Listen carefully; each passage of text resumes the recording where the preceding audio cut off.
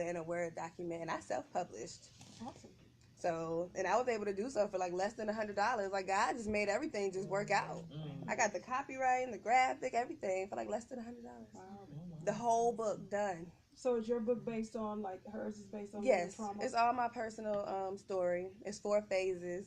It goes from wounded, so it talks about all of my pain for that period of my life. Because that book spans about a good 5 years of my life. Okay.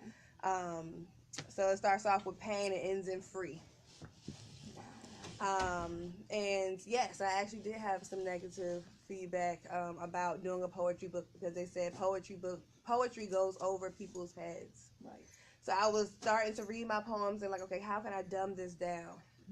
I don't want it to not reach somebody because of my vocabulary or my metaphors or whatever. Or do you really want to say that because the whole family doesn't know about X, Y, and Z?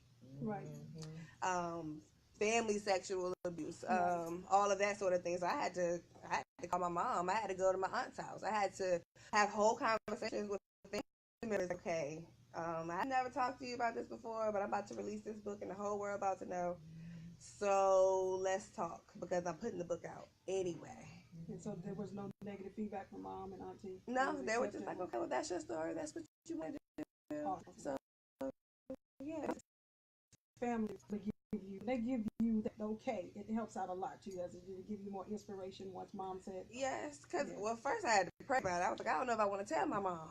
Oh, I don't know if I want to tell my auntie that her son molested me for years. okay. You know, my first cousin. Yeah. Okay. So like this was a deep family tie. Yeah. So I had to get the strength and the healing first to say I'm okay with telling everybody this because I'm even saying stuff about my mom I didn't like, and I'm saying my mom. Okay. So like when my whole family read it, I was like, they gonna know that I ain't like when mama cheated on daddy when we were younger. Like they gonna know that. So I had to really come to terms with the things in the book so that by the time I did have the conversations with the people I needed to talk to, I was okay with it. Like whatever burden you carry from what I'm about to say is gonna be your burden alone because I've already healed myself from whatever topics I'm talking about, and I'm just gonna leave it at that. Awesome. Okay, next we have Ashley.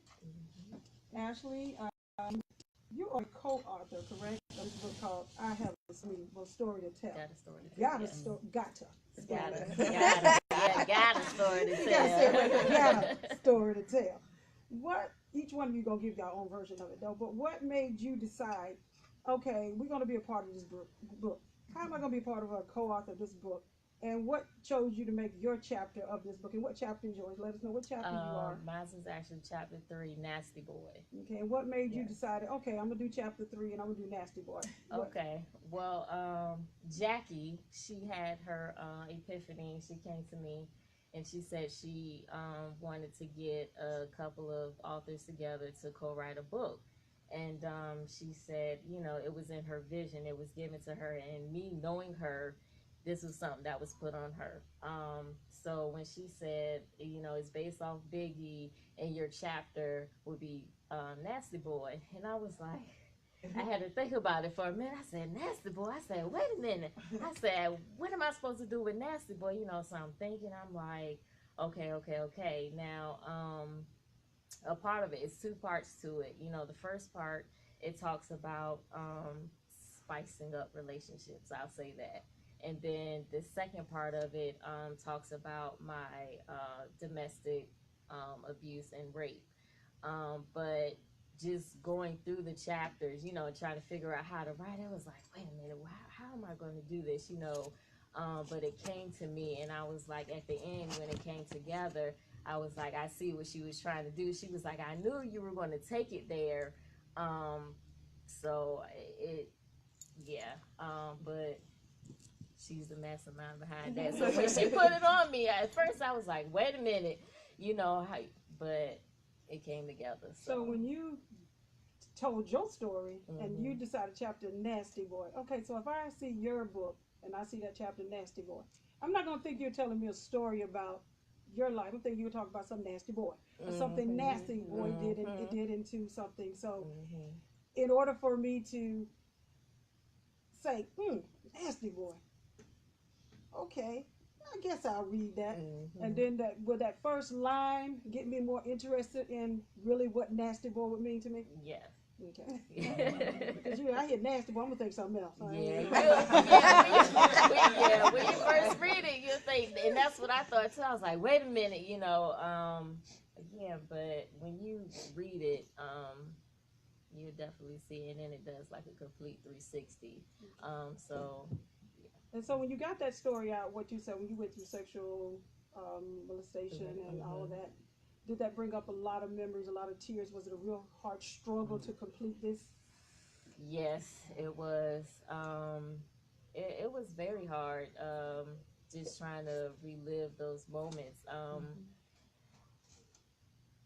But it had to be done because my story needed to be told, and writing that, it was a part of my healing because what you stated earlier, it's not about me, it's about helping others. So just having that courage to write that part for others, because again, it's not about me, but it did bring back a lot of memories and get the jitters sometimes, but it needs to be done. Okay, well, it needed to be done. Now, Leatha, did I get that right, girl? Leatha? Yes. Okay, now what chapter are you in? What inspired you to, Dr. Jacyln came to you as well with, Yes. Okay, now what chapter are you in? What is the name of your chapter? Chapter 4, Somebody's Gotta Die. Somebody's Gotta Die. Okay, now what prompted you, when she gave you somebody, what did you say to her when she gave you that one too? I kind of, when me and her, we've been best friends for like 20-something years. Okay. So even, like she said, like we knew kind of each other's stories, we didn't know like the full portion of it. So it's kind of like a play on, all of our chapters are a play on words. It make you think about something, but it takes you somewhere totally different. Okay. So Somebody's Gotta Die with me, if I can say just a little bit about it. It's not me per se killing somebody or somebody actually dying in my life. It was me had to be reborn. So somebody had to know myself. And like Ashley said, and Jackie, I know would say too, we went through a lot, with me personally. It was a family member as well, that lived in the home with me that I was sexually molested, that made me kind of have like low self-esteem and made me act out and do things that I felt like that I needed to do stuff to love, to get that real love from a man. So it's dealing with different issues I had with these different guys that started out so nice, they loved me, and then all of a sudden it changed. But I kept dealing with it because I felt I didn't deserve any better, or I needed love, and I thought they loved me. So when you told me you loved me, I was there. And it's just like that part of me had to die so that I could be, a better person. So when you was in your relationships and as you was putting in your book, you stated that as long as a man said I love you, just the word I love you from a man, it didn't matter, just said I love you, you went to whatever, and you would do for him. Hey, this man loves me and I'm going to do for him. And whatever he said, you believed. I believed it, and even if other things, if evidence was there of other things, I blocked it out. Because he said he loved me, so he loves me. And he really loves me, but then the true colors came out. So did you ever abuse? I didn't, not like physical abuse, but maybe emotional. Okay, so if he ever called you any names or whatever, that's fine, but he loves me. Physical abuse, I probably wouldn't be seeing me right now. I would have been in jail. but he calls me this, but he loves me no matter what. Exactly. He loved, that was his way of showing love to me. So, and then when you realize, what made you realize, okay, this dude doesn't really love me. It was like just different breaking points. Like one guy, he got locked up. I didn't want to deal with it because I wasn't gonna be that girl on the other end with these collect calls. One guy, I was in the car, he got mad, kind of snatched the steering wheel out my hand with my son in the back seat. It was just these different breaking points that was like, you know what, I can't deal with you no more. And then the last guy that was in the chapter was more so, I was just gone. I don't know what was going on with that situation, but that's where my breaking point was. My epiphany. You need better, and you deserve better. So you got to kill this Leatha, and another Leatha has to be born so that you can get better for yourself. So now this Leatha is? She's single.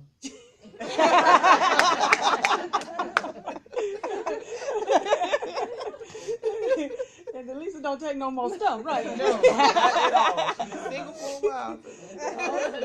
All right, well, Dr. Jackie, aka Dr. Diva, what inspired you to come up with this book and the name of Got a Story to Tell, and to ask your friends? Well, I had an epiphany one day about writing a book with my friends, and when I gave them, the title actually comes from Notorious Big's song. It's called Got a Story to Tell. So each one of their chapters is one of Notorious Big's songs, because we are 90s kids, so we grew up on that era of hip hop with Biggie and Tupac. So we really enjoyed that music, but taking it to another level. So I didn't know about everyone's story per se, but when I gave them that title, that's just what God told me to give to them. So with Ashley, Nasty Boy, I knew that she was raped. So to me, Nasty Boy meant disgusting, you nasty, you did this to my friend, you're nasty. So I wanted her to write it that way. With Leatha, like she said, we've been best friends for over 20-some years, so I knew some of the trauma that she's been through. So I knew that she's, you know, kind of been from a caterpillar to a butterfly. So it's really like killing herself and being a newborn.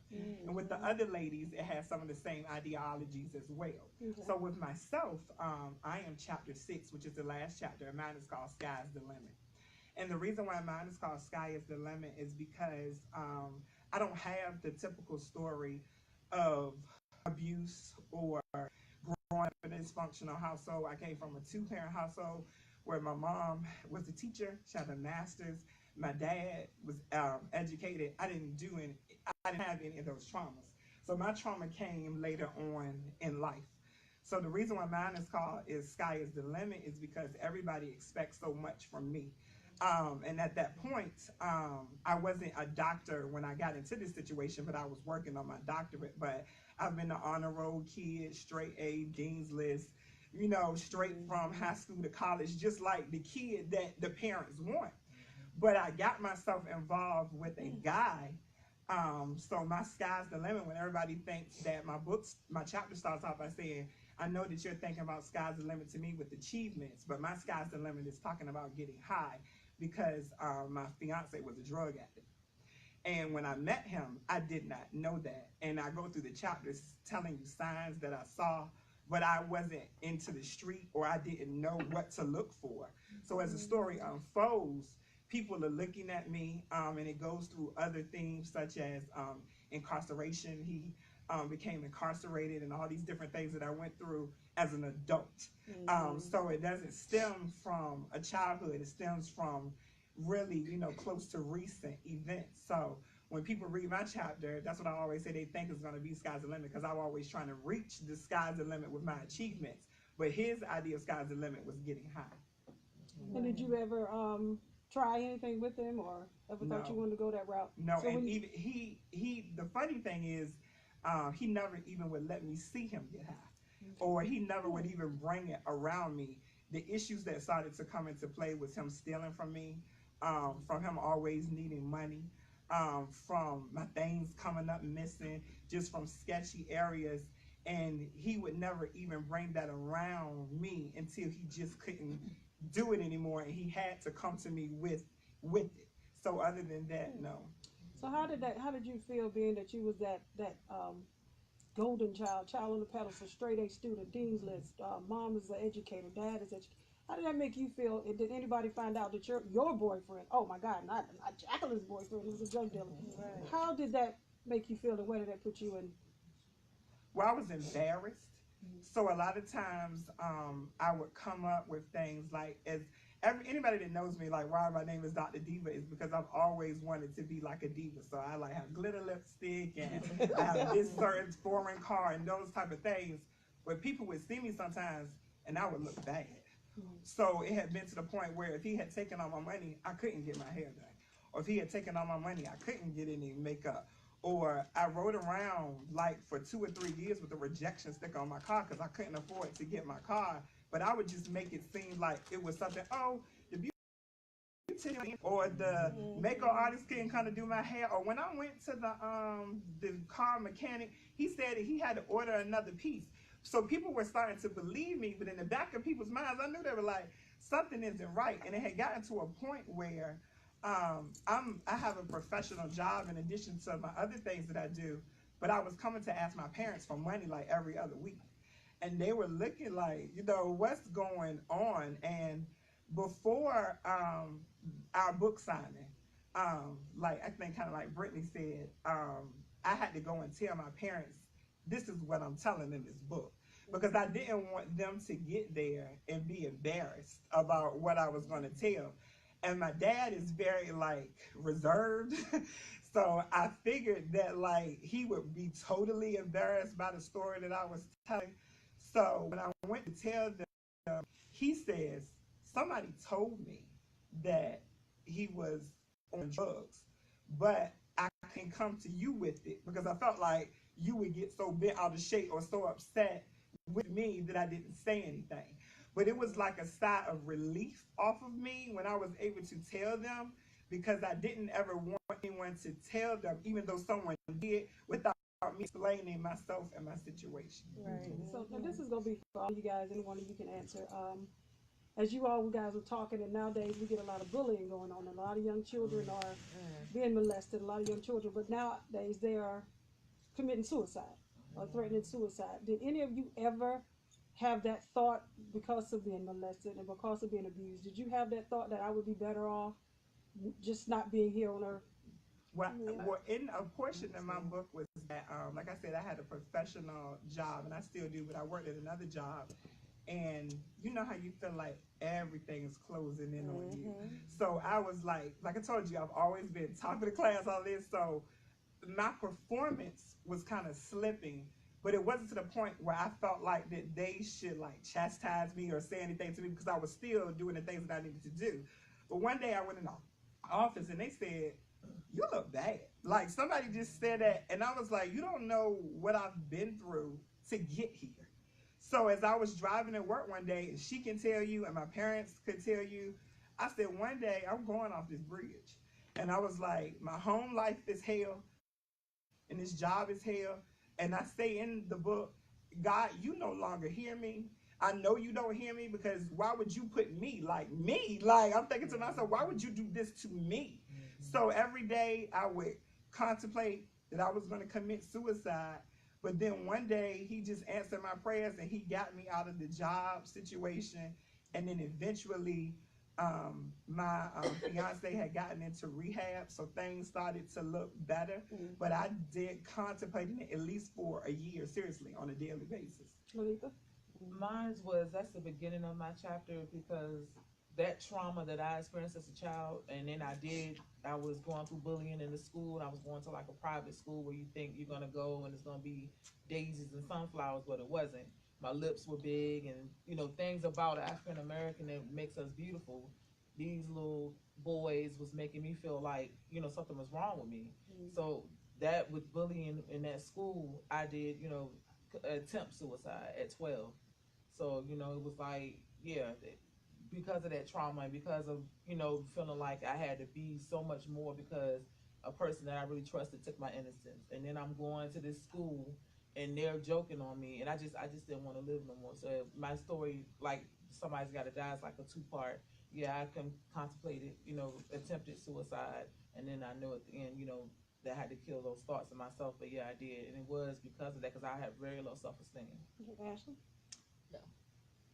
No, it was a time where, I felt during the domestic, violence and the rape, where I just felt numb on the inside, just walking around. And I mentioned that in the book, where it just felt everything around was just dready, dreadful. You just walking with no life, with no soul, pretty much, But I haven't contemplated suicide, but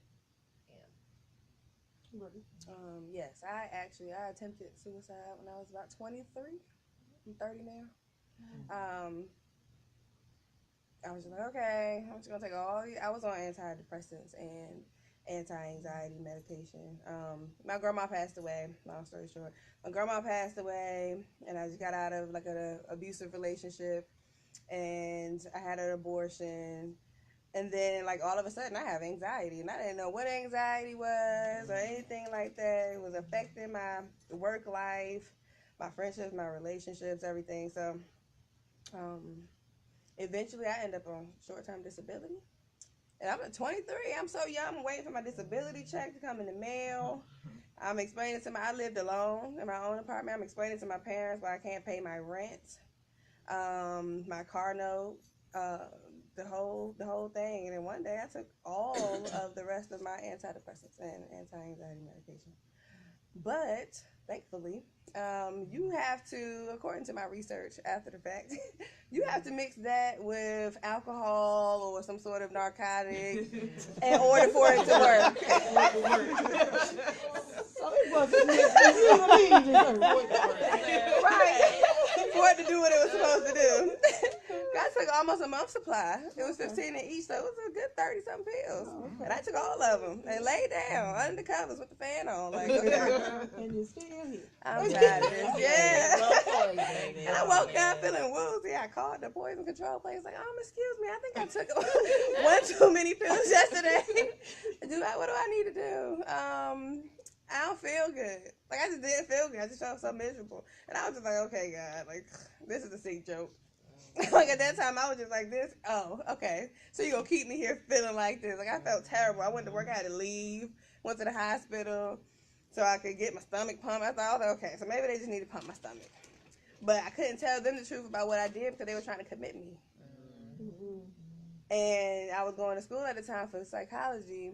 I had my bachelor's in psychology. So I was just like, if I tell them that, they're going to try to put me in one of these rooms. They're going to commit me. So I lied myself throughout the hospital and just left. And I just went home and was asleep for the next few days. Yeah. But, yeah, I was just like, okay, so that didn't work. All right, God, I'm going to get myself together and get this together before I terrify my entire family and devastate some people. I wasn't thinking about anybody else. Mm-hmm. Carolyn, did you ever? It's a yes and a no. Okay. So it's kind of like what Ashley stated. It was more so just existing to not exist. I was pretty much just a walking shell. It's just through the different variations of things in my silence relationship. Basically, my whole life has been trauma.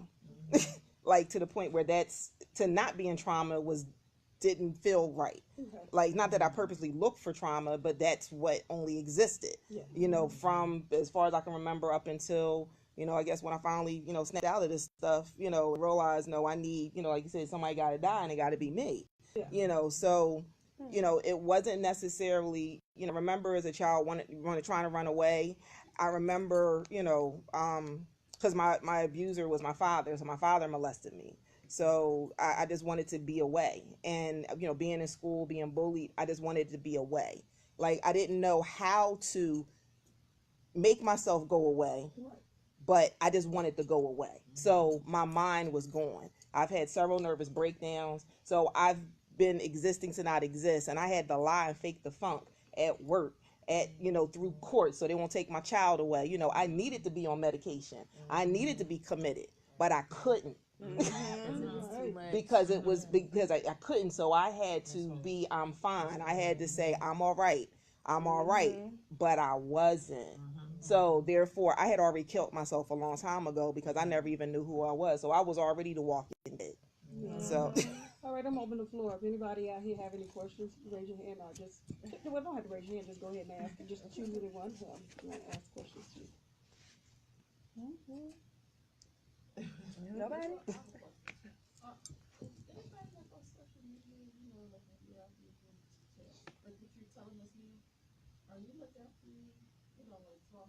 And the reason I'm asking is I have a friend and she found out that her two friends were molested. And one of them was a young little, I think she was small at the time. And the other was a teenager. And it was their brother. So she has custody. Well, I won't say custody. She's a teenager, but she's grown at that 18 plus age now. So she's trying to get help, for her. She wants her to go to counseling. And she tried to talk to her. She said it's best probably she goes to counseling and let somebody else, talk to her. But I guess the issue is the brain. Yeah, he sends letters from places to the grandmother and says, "I need your help." But the grandmother's like, "I can't help you." You know, because I'm thinking how I can make that connection, with her. Because she really does need help. She's in college now. She's going to a 2-year college. Well, I think that